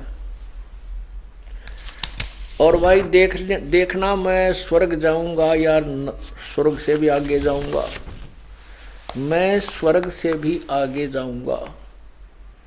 और उनको कह दिया कि अपने गुरुओं को कह दे, पत्थरी अपने सारे जंतर मंतर, वो जन्म पत्रियां और वो सारे पत्थरी पोते वो सब लेकर आ जाए, अपने ला लेंगे अटकल में किस मुहूर्त में कहाँ जाया करता है, मैं कहाँ जा रहा हूँ।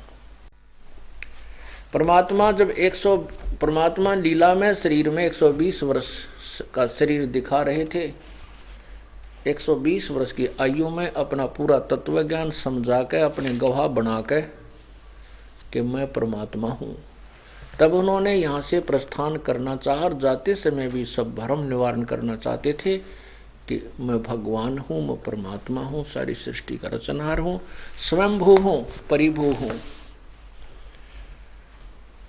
तो वहां से चल पड़े। उनके साथ मुसलमान भी, हिंदू भी, और बहुत सारे दर्शक वहां से का बनारस से चल पड़े। वहां से पैदल चले वो 3 दिन में काशी से मगहर पहुंचे। काशी से मगहर लगभग 200-250 किलोमीटर दूर है। ये दास वहां जाके आया है, देख कर आस्थान को। तो वहां जब परमात्मा पहुंच गए, उधर से मगहर रियासत का राजा नवाब बिजली खां पठान था। बिजली खान पठान का नवाब था, वो मुसलमान था और परमात्मा का शिष्य हो गया था। एक बहुत जबरदस्त मालिक ने उनके ऊपर रहम किया था। अकाल गिर गया था, त्राई त्राई मच रही थी, किसी भी संत, किसी भी मुल्ला काजी से कोई वर्षा नहीं हुई थी। परमात्मा कबीर जी ने वहां वर्षा करवा दी थी, कह के करवा दी थी। उसके बाद बड़े प्रभावित हुए थे परमात्मा की शरण में बिजली खां पठान, और मगहर के सभी मुसलमान आ गए थे। इधर से हिंदू भी बहुत ज्यादा परमात्मा के शिष्य थे। काशी नरेश वीर देव सिंह बघेल भी प्रभु का शिष्य था। तो वीरदेव सिंह बघेल अपनी सेना लेकर के साथ चल पड़ा कि गुरुजी मगहर में शरीर छोड़ेंगे और हम, वो मुसलमान वहाँ का नवाब जो बिजली खां पठान है, वो भगवान हमारे गुरुदेव के जो शिष्य का शव का अंतिम संस्कार मुसलमान रीति से करेगा, जमीन में गाड़ेगा, हम नहीं उसको ऐसे करने देंगे। अगर वो ठीक राजी खुशी नहीं देगा शरीर को, तो झगड़ा लड़ाई युद्ध करके उसे छीन कर लाएंगे। इस उद्देश्य से वीरदेव सिंह बघेल अपनी सेना लेकर के साथ चल पड़ा।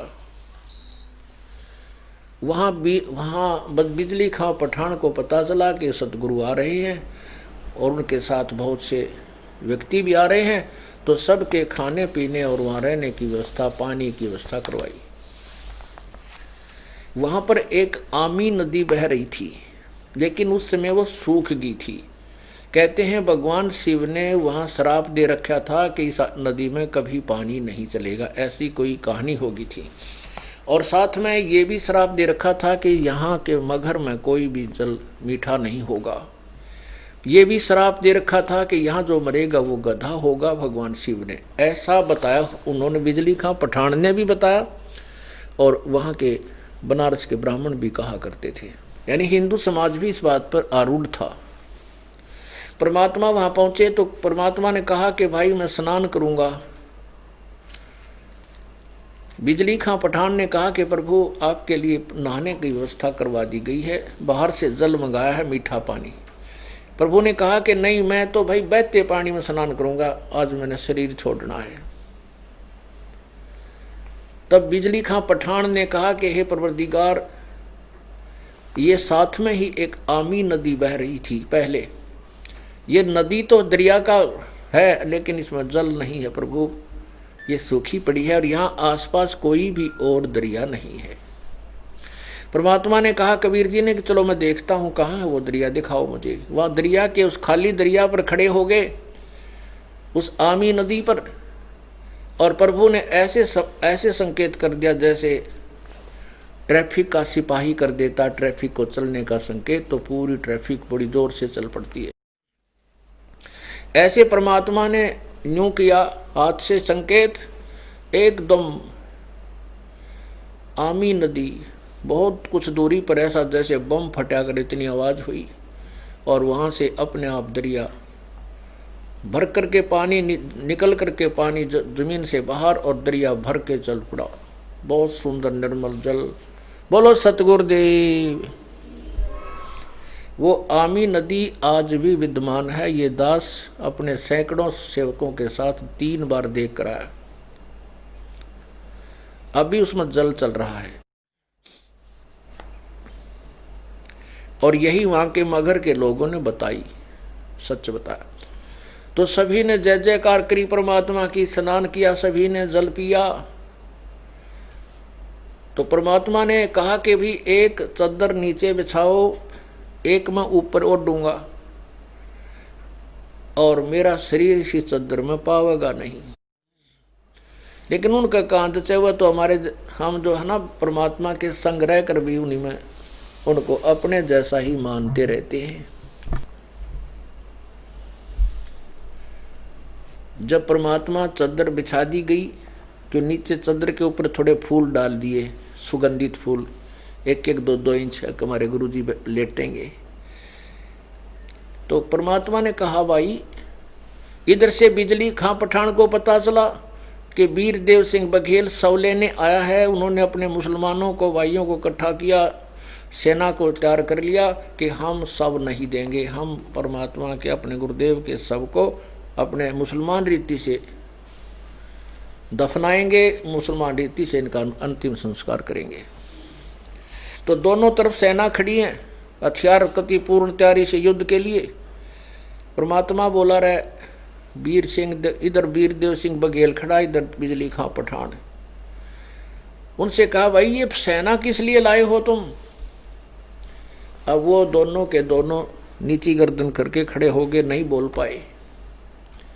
जो दूसरे मुंहठड़ से व्यक्ति थे वो कहने लगे, गुरुदेव हम मुसलमान हैं, आप हमारे पीर हो, हम आपके सबको अपनी रीति से आपका अंतिम संस्कार करेंगे, इन काफिरों को नहीं देंगे। उधर से मुसलमान हिंदू कहने लगे, हम आपके सबको गुरुदेव ये मुसलमानों की रीति से अंतिम संस्कार नहीं करने देंगे, हम मर मिटेंगे। परमात्मा बोले रहे 120 वर्ष तक मैंने यह कहानी सुनाई, तुम आज भी मुसलमान और हिंदू अलग अलग समझते हो? तुम नालायक को, तुमने क्या ज्ञान सुना मेरा? फिर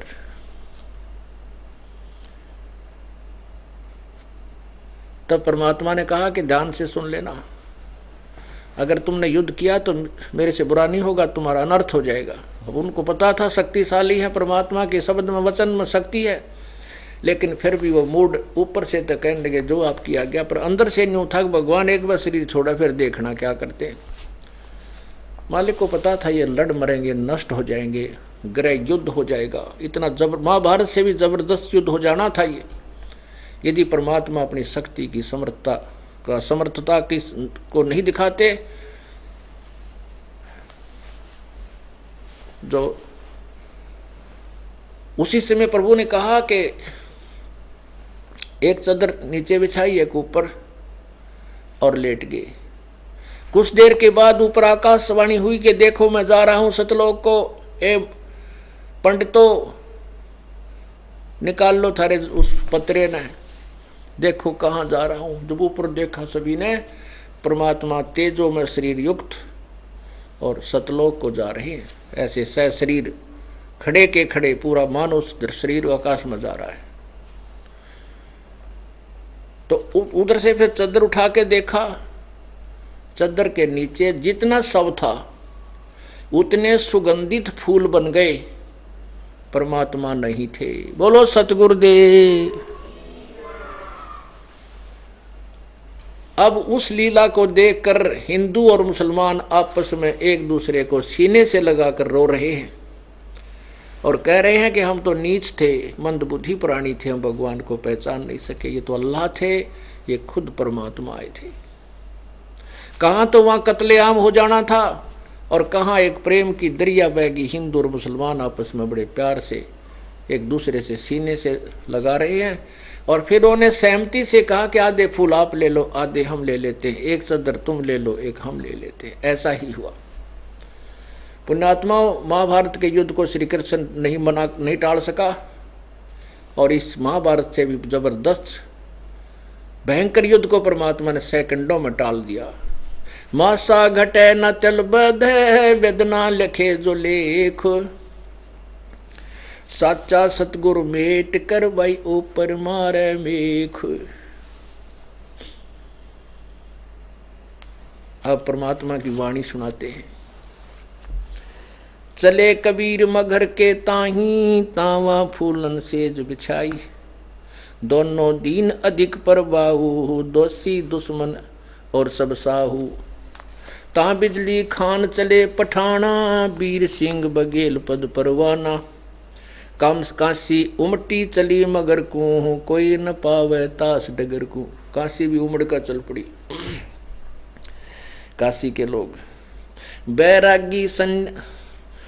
बैरागी सन्यासी योगी, चले मगर को शब्द वियोगी, 3 रोज में पहुंचे जाई, तावा सुमरण राम खुदाई। दोहु दीन है बाहा जोड़ी, शस्त्र बांध लिए भर गोली। दोनों ने कहते बांच डाली, वो लिए लड़ने को तैयार और शस्त्र चार कर लिए, गोली भर ली।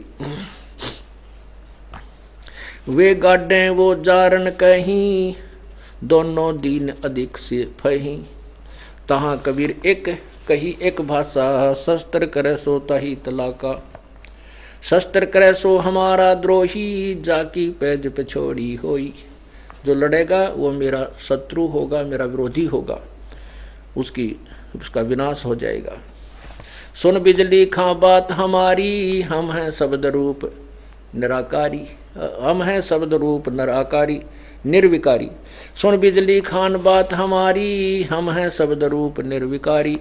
वीर सिंह बघेला विनती कर है, हे सतगुरु तुम किस विध मर हो। वीर सिंह बघेला प्रार्थना करते हैं, सतगुरु आप कैसे प्राण त्यागोगे, क्या कैसे होगा आपका अंत।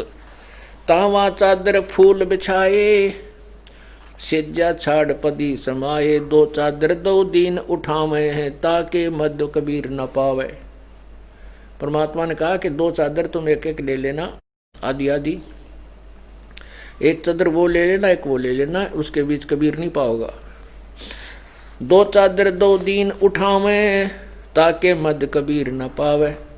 तावा अवगत फूल सुवासी, मगहर घोरा चौरा काशी।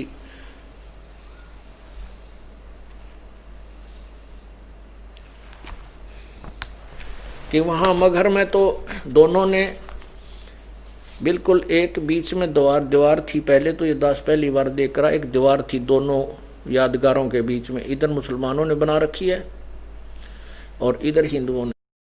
ये दिखाते हैं आपको, देखिएगा ये चित्र हम लाए थे वहाँ परमात्मा की बनी हुई दोनों यादगारों का। इसको देखकर भी वो याद न्योकी नु ताज़ा हो जाती है। ये सामने एक गेट है, ये अब ये जो सामने आपको ये वस्त्र सूखे नजर आ रहे हैं, वस्त्र छुका रखे थे हमने, नहा धो के हमारे साथ भगत गए थे उन्होंने। अब देखिएगा ये यादगार है मुसलमानों द्वारा बनाई गई, ये है मुसलमानों द्वारा निर्मित यादगार। सशरीर सतलोक प्रस्थान के पश्चात परमेश्वर कबीर जी की याद में मगहर में मुसलमानों द्वारा निर्मित यादगार ये नीचे, और ये हिंदुओं द्वारा निर्मित यादगार, ये दोनों देखो ना पूरा, ये देखो, ये एक और दोनों देखो, ये भी। अब ये तो है हिंदुओं द्वारा निर्मित, ये है मुसलमानों द्वारा निर्मित। इसमें यहाँ एक दीवार है, ये वाली दीवार थी पहले, ये देखना, अब इस पे कपड़े से सूख रहे हैं। ये केवल पाइप लगा दी ग्रिल बीच में, या दीवार निकाल दी गई। यहाँ एक गेट है, देखिए दिख है, इन आपस में आने और जाने का गेट है। ये रास्ता इधर आने का, ये यहाँ तक आ रहा है। ये पूरा खाली मैदान है चारों तरफ से, और यहाँ इधर गेट है एक जो हिंदुओं वाले प्रवेश करने का, इससे आगे चल के, ये नहीं आ सका इसमें, गेट आगे चल के है। तो ये दोनों इतने स्थान में ही, ये ज़्यादा से ज़्यादा आपस में दूरी इनकी 40 फुट 50 फुट की है। बीच में कॉमन दीवार थी, वो भी निकाल दी गई है। यह सभी हिंदू मुसलमान बड़े प्रेम से रहते हैं, इनका आपस में कभी धर्म के नाम पर झगड़ा नहीं हुआ, ये ऐसा बताते थे। हमने पूछा इनसे, तो वहाँ के हिंदू और मुसलमान लगभग बराबर की संख्या में रहते हैं। अब आपको ये तो परमात्मा ने बताया है, फिर उन्होंने बताया है कि इसके बाद क्या होता है। ये जीव जब यहाँ से चलता है तो ये काल का जाल बहुत भयंकर है। आगे चल के ये काल इस दुर्गा को आदेश देता है कि कोई भी जीव यहाँ से निकल ना जावे, कोई भी प्राणी यहाँ से निकल ना जावे, और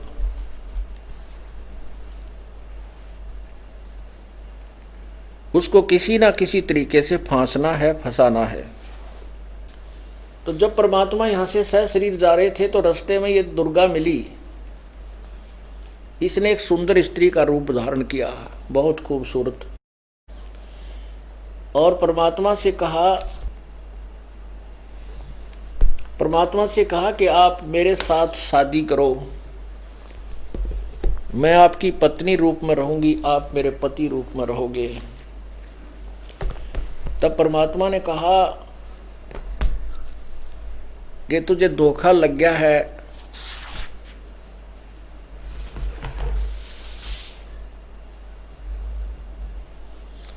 तुझे धोखा लगा है दुर्गा, तो मैं तेरे काबू में नहीं आ सकता।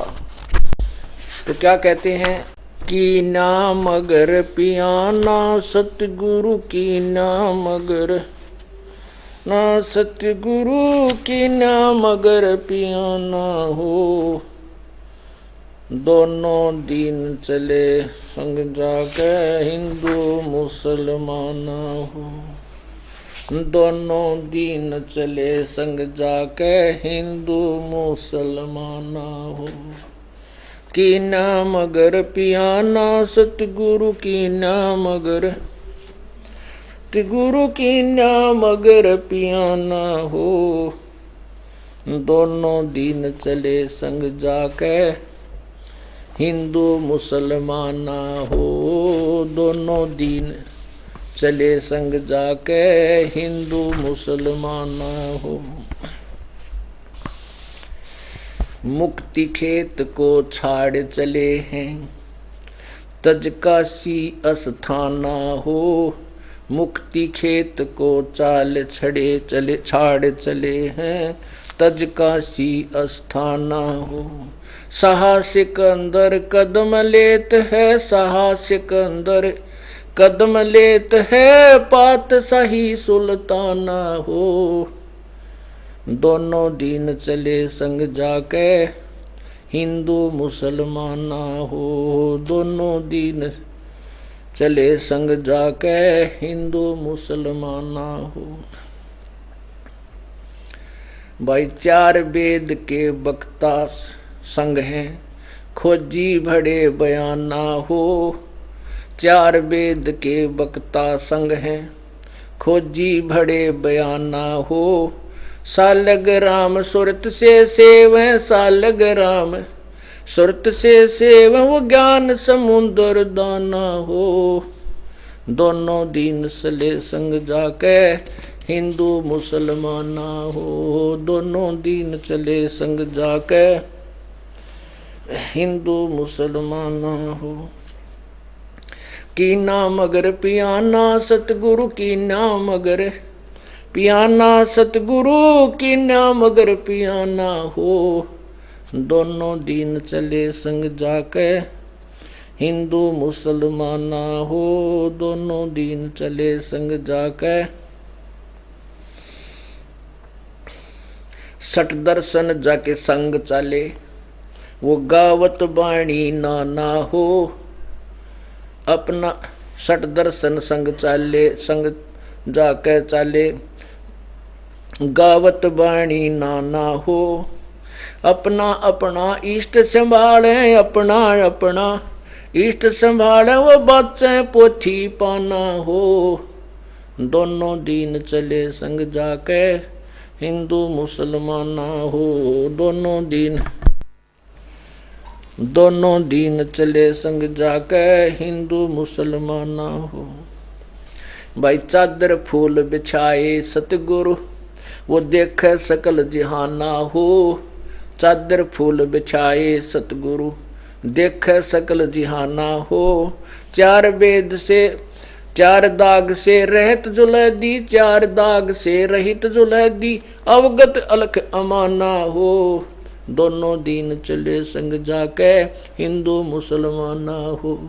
दोनों दीन चले संग जाके हिंदू मुसलमाना हो। भाई वीर सिंह बघेला करे बीनती, वो बिजली खान पठाना हो। वीर सिंह बघेला करे बीनती, वो बिजली खान पठाना हो। दो चादर बख्शीश करी है, दो चादर बख्शीश करी है, दीन ये परवाना हो। दोनों दीन चले संग जाके हिंदू मुसलमाना हो। दोनों दीन चले संग जाके हिंदू मुसलमाना हो। की नाम अगर पियाना सतगुरु की नाम अगर पियाना सतगुरु की नाम अगर पियाना हो। दोनों दीन चले संग जाके हिंदू मुसलमाना हो। भाई नूर नूर नूर निर्गुण पद मेला, वो देख सब नूर नूर निर्गुण पद मेला, देख बहे हैराना हो। पद लौलीन हुए अविनाशी, पद लौलीन हुए अविनाशी, वहां पाए पिंड न पराना हो। दोनों दीन चले संग जाके हिंदू मुसलमाना हो। दोनों दीन चले संग जाके हिंदू मुसलमाना हो। शब्द स्वरूप साहेब सरबंगी, भाई शब्द स्वरूप साहेब सरबंगी, शब्द शब्द समाना हो। शब्द स्वरूप साहेब सरबंगी, शब्द शब्द समाना हो। दास गरीब कबीर अरस में, दास गरीब कबीर अरस में, वो फर्क ध्वजा निशाना हो। दोनों दीन चले संग जाके हिंदू मुसलमाना हो। अब परमात्मा जब यहाँ से वहाँ चादर फूल बिछाए छोड़ दिए, स्वयं से शरीर जा रहे हैं, आगे ये दुर्गा मिलती। अब क्या कहती है? देखा मगर जहूरा सतगुरु, देखा मगर जहूरा सतगुरु, देखा मगर जहूरा हो। काशी में कीर्ति कर चाले वो झलमल देही नूरा हो। काशी में कीर्ति कर चाले वो झलमल देही नूरा हो। माया आद अर्श से उतरी वो बनी अप्सरा हूरा हो। माया आद अर्श से उतरी बनी अप्सरा हूरा हो। हम तो बरे कबीर पुरुष को, हम तो बरे कबीर पुरुष को, हम तो बरे कबीर पुरुष को, तुम हो दुल्हा पूरा हो। देखा काशी में कीर्ति कर चाले वो झिलमिल देही नूरा हो। काशी में कीर्ति कर चाले झिलमिल देही नूरा हो। माया कहे कबीर पुरुष से मेरा देखो बदन जहूरा हो। माया कहे कबीर पुरुष से मेरा देखो बदन जहूरा हो। अरस विमान स्वर्ग में मंदिर, अरस विमान स्वर्ग में मंदिर, भोग गए हमको सूरा हो। काशी में कीर्ति कर चाले वो झिलमिल देही नूरा हो। काशी में कीर्ति कर चाले वो झिलमिल देही नूरा हो। कहे कबीर सुनोरी माया, कहे कबीर सुनोरी माया, ये कुटिल नजर तुम गूरा हो। कहे कबीर सुनोरी माया, ये कुटिल नजर तुम गूरा हो। जिन भोगी सोए कल रोगी, जिन भोगी सोए कल रोगी, वो होगे धूर मधुरा हो। काशी में कीर्ति कर चाले झिलमिल देही नूरा हो। काशी में कीर्ति कर चाले झिलमिल देही नूरा हो। माया कहे कबीर पुरुष से मैं हूँ जग से दूरा हो। माया कहे कबीर पुरुष से मैं हूँ जग से दूरा हो। मैं तुम्हारी पटरानी दासी, मैं तुम्हारी पटरानी दासी, रखूं पलक हजूरा हो। काशी में कीर्ति कर चाले वो झिलमिल देही नूरा हो। देखा मगर जहूरा सतगुरु, देखा मगर जहूरा सतगुरु, देखा मगर जहूरा हो। काशी में कीर्ति कर चाले झिलमिल देही नूरा हो। कहे कबीर सुनोरी माया, तुम हो लड्डू बूरा हो। कहे कबीर सुनोरी माया, तुम हो लड्डू बूरा हो। जो तुझे खावे सो बह जावे, जो तुझे खावे सो बह जावे, वो तास अकल के कूरा हो। काशी में कीर्ति कर चाले वो झिलमिल देही नूरा हो। काशी में कीर्ति कर चाले वो झिलमिल देही नूरा हो। भाई श्वेत मुकुट जहाँ श्वेत छत्र है, जो श्वेत मुकुट जहाँ श्वेत छत्र है, वो बाजे अनहद तूरा हो। दास श्वेत मुकुट जहाँ श्वेत छत्र है, बाजे अनहद तूरा हो। दास गरीब कहे सुन माया, कहे कबीर सुनो सुनो, कहे कबीर सुनो हो माया, हमसे रहियो दूरा हो। काशी में कीर्ति कर चाले झिलमिल देही नूरा हो। काशी में कीर्ति कर चाले झिलमिल देही नूरा हो। परमात्मा हमें यही सतर्क करते हैं कि तुम सतगुरु की आड़ मत छोड़ना। अंत समय में भी आप परमात्मा से दूर होगे और आप यहाँ से जाओगे, आपको स्वर्ग भेजा जाएगा। क्योंकि आप प्रथम मंत्र का जो जाप कर रहे हो वो बहुत ज़बरदस्त, बहुत कीमती है। उसके बाद सतनाम का जो जाप आपको प्राप्त है, इसकी भी बहुत महिमा है। वहाँ जाकर के आपको ऐसा लालच दिया जाएगा कि आप इतने कच्चे हो, क्योंकि सतगुरु की आड़ बिना हम इनसे बच नहीं सकते, चाहे कितनी बात बना ले कोई। तो ऊपर जाके काल ने अपनी सब छोड़ रखी हैं। कहते हैं 12 करोड़ धर्मराज जो है, काल प्रेरणा से इसकी 12 करोड़ अप्सराएं हैं, ये वहाँ घूमती रहती हैं। इसके विपरीत ऐसे ही देव पुरुष बनाए हुए हैं जो स्त्री की आत्मा को बाधक बनते हैं। तो हम यहाँ से परमात्मा की आड़ हमसे छूट गई, पार होने की बात मत देखना। अंतिम श्वास तक हमने सतगुरु की छाया में रहना पड़ेगा, वही हमें यहाँ से लेकर निकाल सकता है। हम बेशक कितने ही साधक भी बन जाएं, लेकिन हमारी अंतःकरण में वीकनेस बहुत रहेगी।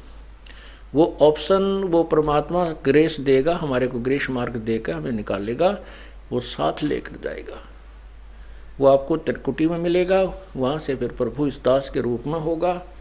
आपने फिर अपने ही, क्योंकि इस ज्ञान के आधार से वहाँ किसी भी लालच की तरफ नहीं देखना, केवल अपने सतगुरु के साथ ही रहना, सतलोक ऐसे जाया जाएगा। बोलो सतगुरुदेव सत साहिब।